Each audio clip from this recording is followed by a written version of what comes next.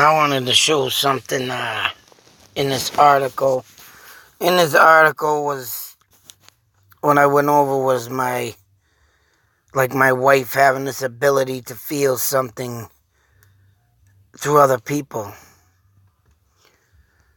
And seeing in a dream, or it don't really necessarily have to be a dream. You know, twins have that ability to feel each other's pain, stuff like that. It's been known, documented. And that's one of the videos I covered on this. But another thing I found in this, what the hell? Ew. Earwax causes memory loss, huh?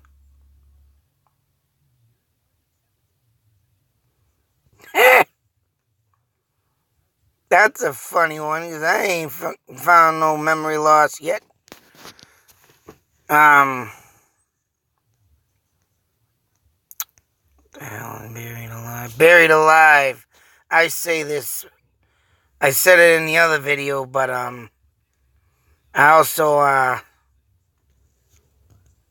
say it all the time about people being buried alive back in the day. And this person had it done. Nighttime and truth. I didn't go through all, I went through all of them, but there's only so much that night. The buried alive and the first one, I think, are the only real two that really relate to me. And this one, actually, I was supposed to do this one. This one actually got me too. The Hollywood Hills. Huge haunted area. I was supposed to go over that. I forgot. Like I say, there's been a lot of stuff going on in my damn life right now. Ugh. But the one I wanted to share is right here. I want to make sure that I get out what I have to say first.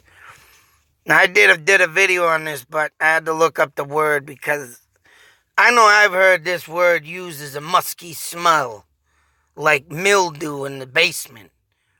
Not mold, but that musky. I think mildew leads to mold, but it also, like the dampness in the basement. And you get that musky, mildewy smell, right? And the way they have it in the dictionary, I think people misrepresent this word. Because I had to take my video down to make sure I explain this, because from what I know, when I was a kid, I heard that musky smell meaning to mildew. Ugh. You know, you smell that smell in the basement, it's musky, mildewy. Or, what is that? Is there another word? Mildew? Yeah, because it ain't mold. I'm not talking about mold. Yeah, I know mildew turns and probably will turn into mold eventually, but when you got that dampness in the basement, and it's mildewy, not moldy, but that basement, old barns. Old barns got that smell. If anybody's been in an old barn, I've been in plenty of them. My father used to work in one back in the, I want to say 78, 78. I remember very well because I used to go there with him. He used to put me in a wheelbarrow when he was raking leaves, run across the street with it and throw me down the hill of a pile of leaves that he left throughout the years, right? Surprised I didn't get no ticks growing on me. But yeah, every fall and every spring, I want to say, yeah, for 2 years, he was doing this. And I was always there at that time. I remember always getting whipped down. The old ladies that used to own the house coming up. Oh, you're so cute. Grab your cheeks. Oh, man. Yeah, but they would give me anything, man. And that's the reason, I think that's the reason why I really went. Yeah, you got cookies, you got milk. They'd make sandwiches. People were rich. They were trying to make my father a chauffeur. That would have been nice if he stuck with it. But anyways, that mildewy, musky smell. And there's another word, but I can't remember it now. Musky, mildewy. But what they have in the dictionary anyways, that a musk is this musk smell that a deer scent gives off. I don't know where they're going with this. But it's a pleasant, sweet smell, they say. It's when, I guess, the male deer shoots off scent, to attract the female, or vice versa. One of the two sends out a musk smell. But like I say, I could remember people back in my time, like I said, 78, 79, they all be that musky smell. I think the conversation was, and what I was trying to get with, when my father was in that barn, I think one of the old ladies asked my father, how do you get rid of that musky smell in the barn? And, either or, people use this word differently. And I used it when I went so where I'm trying to get at is when I went out to the Huckamuck Swamp, I got that musky smell. And around them cattails, I call them. Everybody calls them cattails. They in the swamp, waterway areas. And I mean, there's no barn out there. There's no friggin' old house.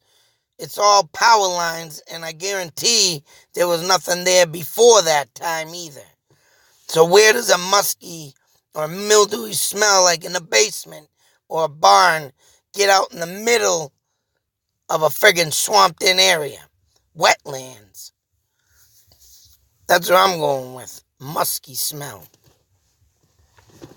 All in all, this scent, and I think this person, if musk, is meaning for the deer, or they grew up in my time and used this word for what I used it.